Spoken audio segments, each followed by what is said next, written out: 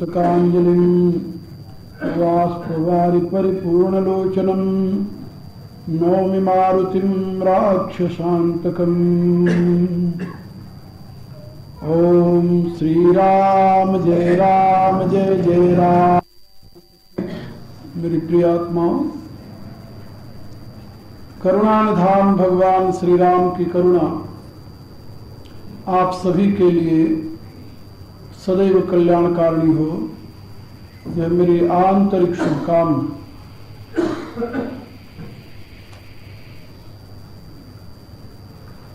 भगवान राम धर्म के साकार विग्रह हैं। धर्म की संपूर्ण धारणाएं राम के जीवन में क्रियात्मक रूप में अभिव्यक्त हुई हैं, चरितार्थ हुई हैं, जिसका उल्लेख महर्षि वाल्मीकि, भगवान व्यासदेव और कलयुग के महाकवि गोस्वामी तुलसीदास जी ने अपनी रचनाओं में किया है। अंतर इसमें इतना है, जहां पर महर्षि वाल्मीकि रचित रामायण भगवान के उदात्त गुणों का मर्यादा पुरुषोत्तम के रूप में वर्णन है, वहां पर भगवान व्यासदेव कृत रामायण में वह राम और सीता प्रकृति और पुरुष के रूप में वर्णित है।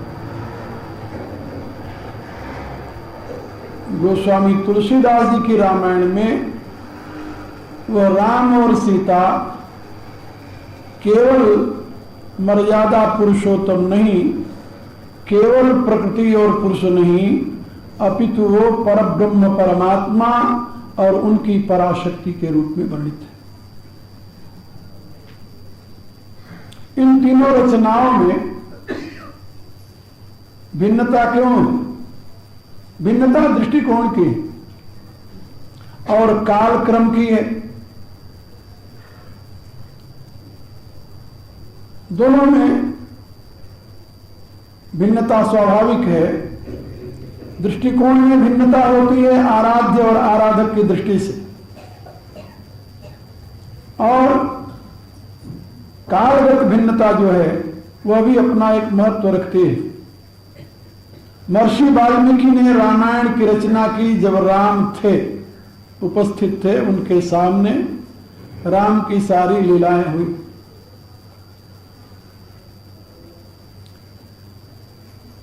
भगवान व्यासदेव ने रामायण की रचना की। यद्यपि उस समय राम उपस्थित नहीं थे, लेकिन राम के प्रति जो धारणाएं थी भिन्न भिन्न रूप में, वह प्रचलित थी। राम महामानव की दृष्टि से भी देखे जाते थे और ईश्वरांश की दृष्टि से भी। गोस्वामी जी के समय में जो स्थिति थी बिल्कुल भिन्न थी इससे। गोस्वामी जी के समय में भारत की स्थिति बड़ी दुखद थी, बहुत दुखद थी, और उस समय भारत में कई संप्रदाय ऐसे उत्पन्न हुए थे जो आंशिक सत्य को ही पूर्ण सत्य के रूप में प्रतिष्ठित करने में निरत थे। उसके साथ ही अनेक प्रकार की भेदात्मक प्रवृत्तियां समाज में अपना जड़ जमा चुकी थी। समाज छिन्न भिन्न हो रहा था, और विशेष करके महत्ता जो थी वो निर्गुण निराकार ब्रह्म की थी, जो सही में मनुष्य के लिए किसी काम का नहीं है, जिसका मनुष्य अपने जीवन में किसी भी प्रकार के संबल के रूप में प्रयोग नहीं कर सकता, उपयोग नहीं कर सकता। यह स्थिति गोस्वामी आक्रांताओं का घोर अत्याचार अनाचार भारत की धरती पर अपना तांडव कर रहा था।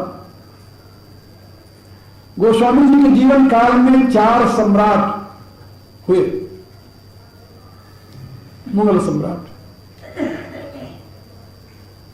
बाबर, हुमायूं, अकबर और जहांगीर। इन चारों के अत्याचारों को उन्होंने देखा। 126 वर्ष तक की दीर्घ आयु भगवान की कृपा से उन्हें प्राप्त हुई थी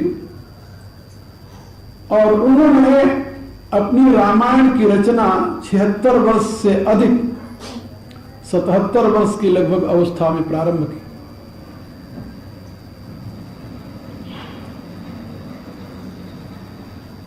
तत्कालीन भारत की स्थिति बड़ी भयंकर थी।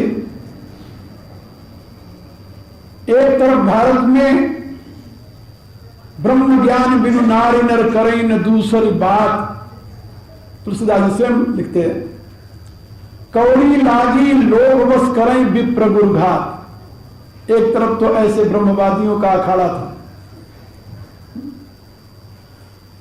और दूसरी तरफ निराचार जे श्रुति पथ त्यागी कलयुग सोई ज्ञानी सो विरागी। ऐसे ज्ञानियों और वैरागियों का अखाड़ा था। तीसरी तरफ जाके नखर जटा विशाला सोई तापस प्रसिद्ध कलिकाला। ऐसे तपस्वियों का। और बड़े दुख के साथ उन्होंने कवितावली रामायण में लिखा है, जे मुनिते पुनि आप ही आपको ईश कहावत सिद्ध सयानी। जो समझदार मननशील लोग हैं वो अपने को ही परमात्मा घोषित कर रहे हैं। कैसी स्थिति रही होगी, समाज की क्या दशा थी जानते हो? गुण गवार नृपाल सब यवन महामहिपाल, सामन दामन भेद कल केवल दंड करा। उन्होंने कहा इस समय क्या कहा जाए, राजपद पर कौन बैठे हुए हैं? गुण गंवार नृपाल सब। छोटी जाति के लोग जो खुशामद करते हैं बादशाहों के, वो तो राजा बने हुए बैठे हुए, और यवन महामहिपाल और भारत के सम्राट पर इस समय यवनों का आधिपत्य है। इसलिए इस समय देश में सामन दामन भेद कर, इसमें साम नीति दाम नीति भेद नीति के लिए कहीं स्थान नहीं है, केवल दंड करा। प्रजा को ऐसी पीड़ित अवस्था से उठाने के लिए उसके हित में जो कुछ लिखा जाए उसको कहते हैं साहित्य। साहित्य शब्द का सही अर्थ जो है वो आप लोग समझिए। साहित्य किसे कहा जा सकता है? जो यथार्थ प्रजा के हित में हो, जिससे प्रजा का उत्थान हो, जिससे मानव की गति में उन्नति हो, ऐसी रचना को साहित्य कहते हैं। जो हित सहित हो, दूसरे शब्दों में हित सहित हो, हित प्रद हो, तभी तो साहित्य बनेगा, नहीं तो साहित्य कैसे होगा? इसलिए गोस्वामी जी की पीड़ा एक सदैव हृदय कवि ही समझ सकता है, लेखक ही समझ सकता है, समाज हित चिंतक ही समझ सकता है, सब नहीं समझ सकते। उनके सामने 2 प्रकार की समस्याएं थी। एक समस्या थी समाज को सुपथ पर लाना, और दूसरी समस्या थी वैदिक सिद्धांत को इस प्रकार से व्यवस्थित करके मानव समाज के सामने प्रस्तुत करना जिससे किसी भी वर्ग को किसी भी प्रकार की आपत्ति न हो। क्योंकि उनकी मान्यता है कि जो प्रबंध बुध नहीं आदरही, सो श्रम बादि बाल कवि करही। वो कहते हैं जिस रचना की प्रशंसा विद्वत समाज में न हो, इस प्रकार की रचना करने के लिए मूर्ख कवि ही प्रयत्न करते हैं। बाल मन मूर्ख, ये तुलसीदास की मान्यता है। इसलिए एक ऐसे ग्रंथ का सृजन करने की ठानी उन्होंने हृदय में, जो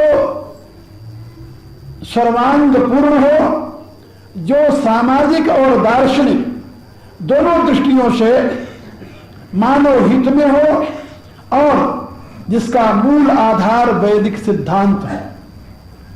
अब वेद जो है वो त्रयकांडात्मक है, आप लोग जानते हैं, उसको वेदत्रयी कहते हैं। उसमें कर्म भी है, उपासना भी है और ज्ञान भी है।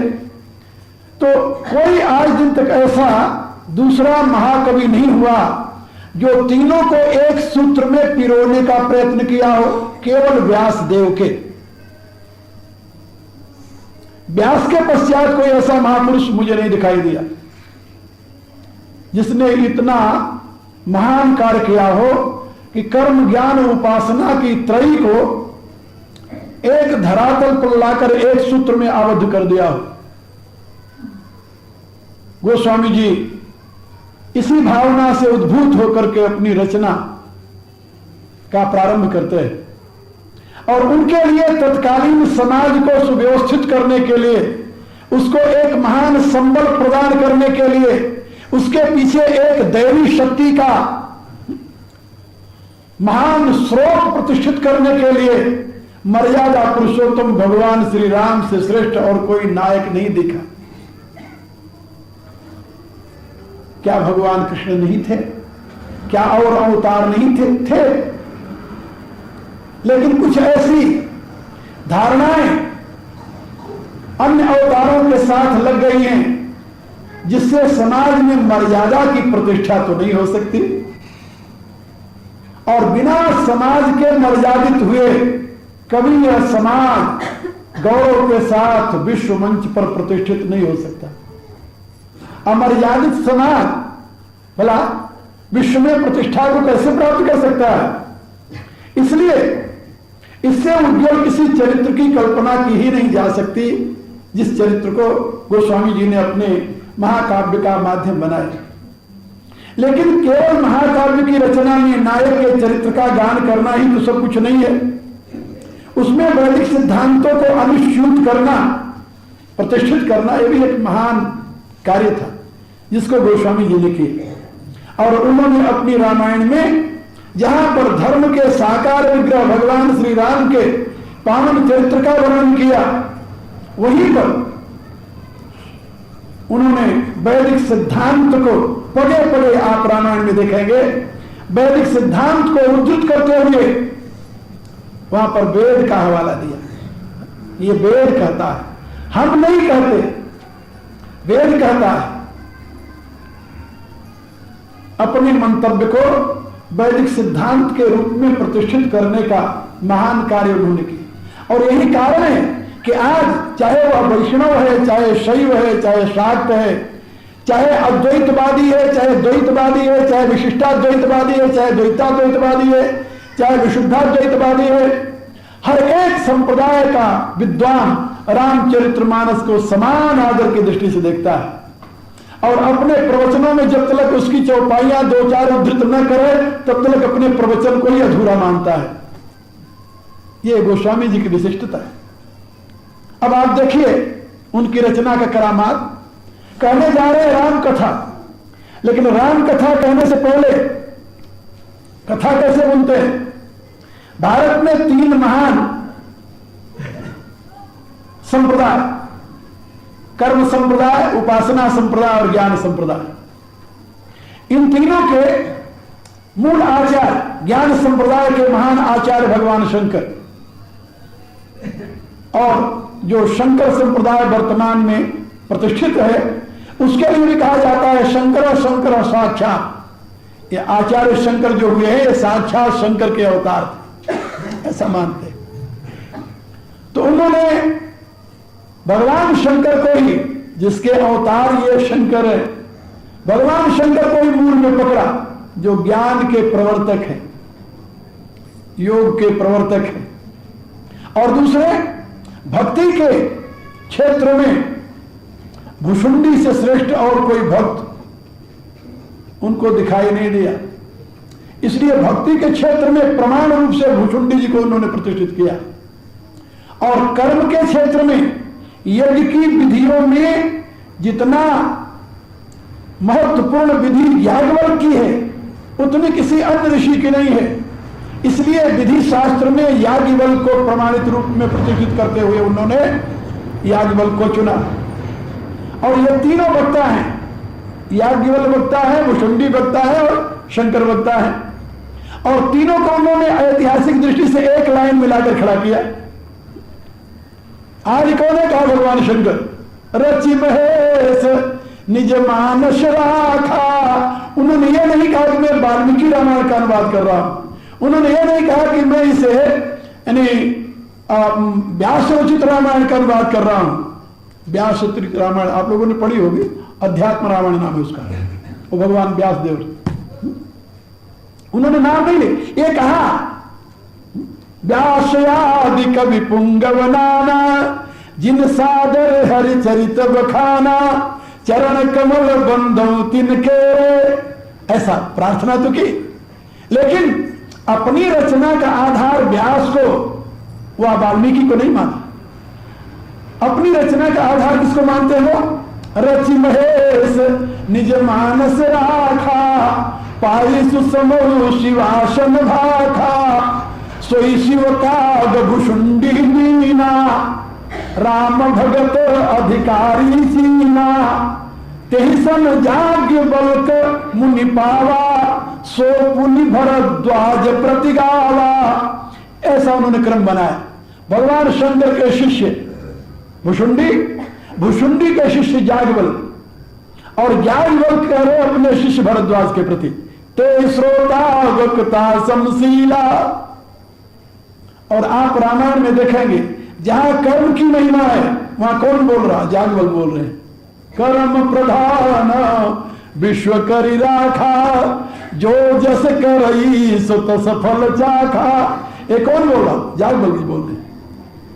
जहां भी कहीं कर्म की बात आएगी वहां वक्ता याज्ञवल्क्य होंगे, लेकिन जहां कहीं भक्ति की बात आएगी, उपासना की बात आएगी, वहां वक्ता भुषुंडी जी है।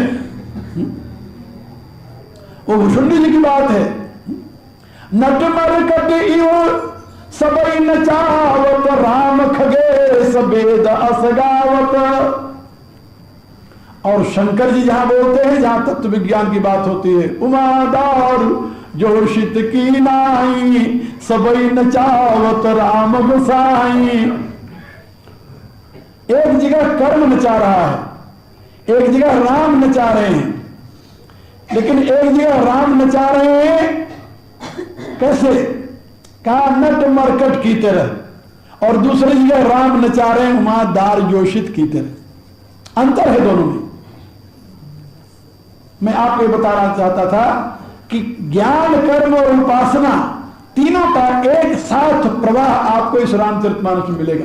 तभी तो रामो विग्रहवान धर्म बनेंगे, क्योंकि धर्म का स्वरूप केवल ज्ञान तो नहीं है, धर्म का स्वरूप केवल उपासना तो नहीं है, धर्म का स्वरूप केवल कर्म भी नहीं है। ज्ञानहीन कर्म व्यर्थ है और प्रेमहीन ज्ञान व्यर्थ है, तुलसीदास जी के शब्दों में। इसलिए और कर्महीन ज्ञान भी व्यर्थ है, प्रेम भी व्यर्थ है। आप किसी से बहुत प्यार करते हैं, बहुत प्यार करते हैं, हम तेरे लिए प्राण दे देंगे, लेकिन जब प्यास लगी तो एक गिलास पानी देने के लिए आप तैयार नहीं है, तो प्राण क्या खा के देंगे? कर्म, कर्म जो है वह ज्ञान और प्रेम की अभिव्यक्ति है। आप किसी को प्यार करते हैं क्योंकि उसके लिए आप सब कुछ करने के लिए तैयार हैं। कर्म जो है वह ज्ञान की अभिव्यक्ति है, प्रेम की अभिव्यक्ति है। इसलिए ज्ञान, कर्म, उपासना ये तीनों एक साथ रहे तब धर्म की पूर्णता होती है। आप राम के जीवन में देखिए, आपको सर्वत्र मिलेगा, वहां कर्म भी है, ज्ञान भी है और प्रेम भी है।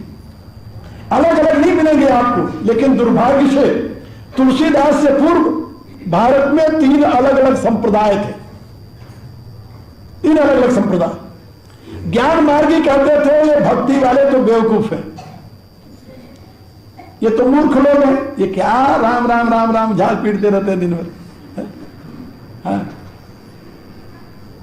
और कर्म वाले कहते थे ये दोनों नालायक हैं, वो सुखा ब्रह्म ब्रह्म करता रहता है, वो सुखा राम राम करता रहता है, करने के लिए कुछ नहीं। और वो दोनों क्या कहते थे कर्म वालों को ये तो बिल्कुल गैर लोग हैं। वो एक महात्मा ने पद लिखा था, दुआ लिखा,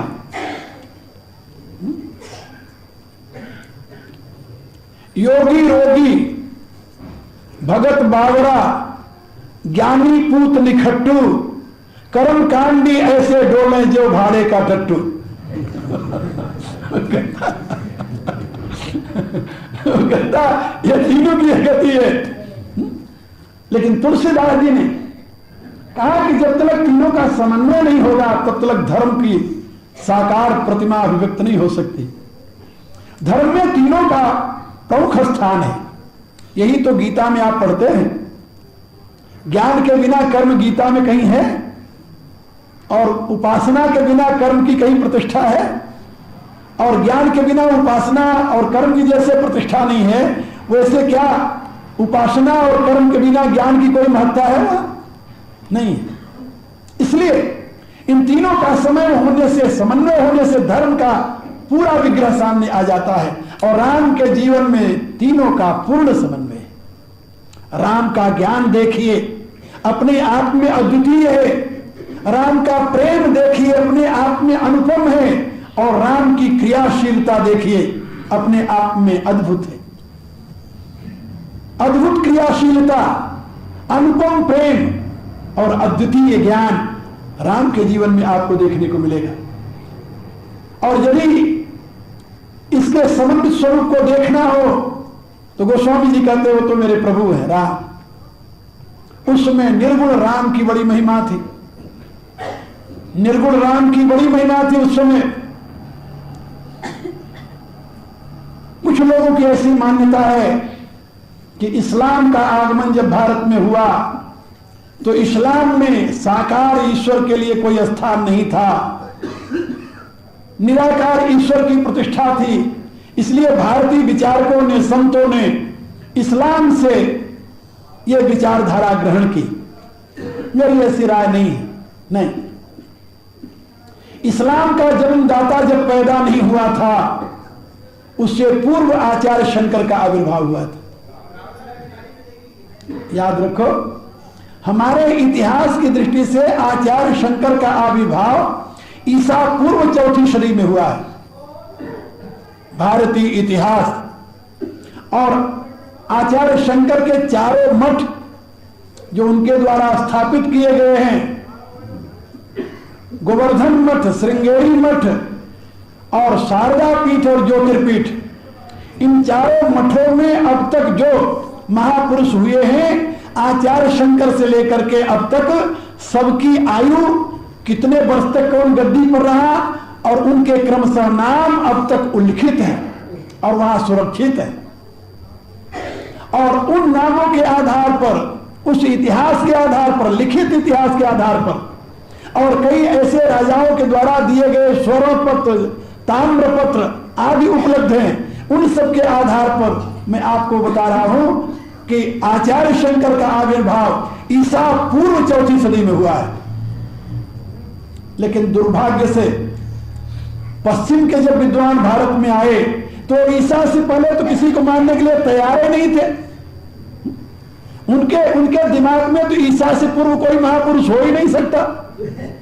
इसलिए उन्होंने सारी समेट करके भारत की सारी ऐतिहासिक सामग्री को ईसा के बाद में ढकेल दिया।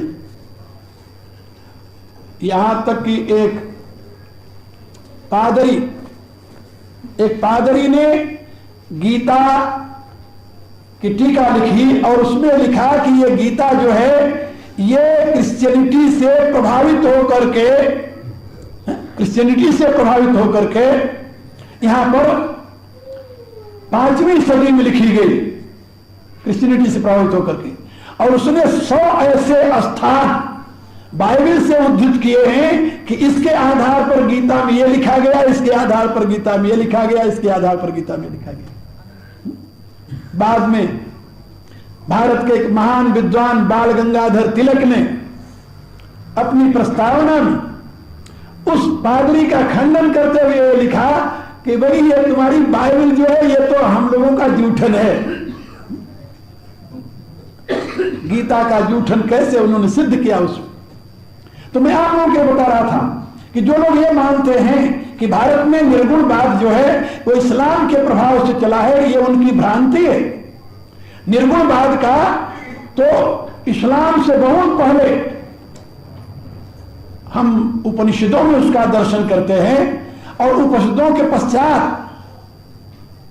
भारत के महान आचार्य शंकर ने निराकार ब्रह्म की प्रतिष्ठा की, और उस निर्गुणवाद के आधार पर बाद में जो ऐसे संत थे, ब्रह्मवादी संत थे, उन्होंने निर्गुण ब्रह्म की गीत गाई, महिमा गाई और उसी की उपासना आराधना की व्यवस्था दी।